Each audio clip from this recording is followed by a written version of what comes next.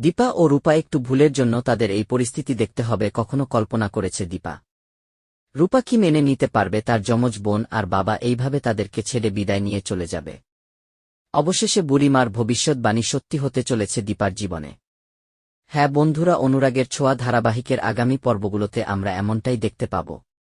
ভিডিওটি না টেনে একটা লাইক দিয়ে শেষ পর্যন্ত দেখতে থাকুন। শেষ মুহূর্তে কুমারের হাত থেকে তার মেয়েকে এবং তার স্বামী সূর্যকে বাঁচাতে পারল না দীপা।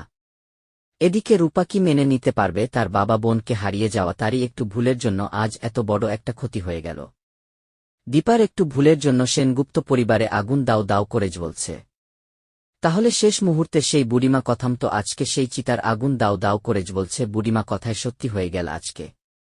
এরপরেই দেখা যায় দীপার স্বপ্নটা ভেঙে যায় আর ভাবতে থাকে, তাহলে আমি কি এতক্ষণ স্বপ্ন দেখলাম?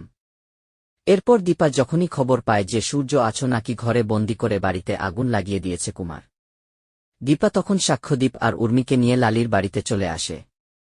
তো বন্ধুরা, তোমরা তো এটাই চাও এভাবেই যেন দীপা হাতে নাতে ধরে কুমারকে উচিত শিক্ষা দিতে পারে, উচিত জবাব দিতে পারে, কুমারকে আবারও জেলে পাঠিয়ে দিতে পারে।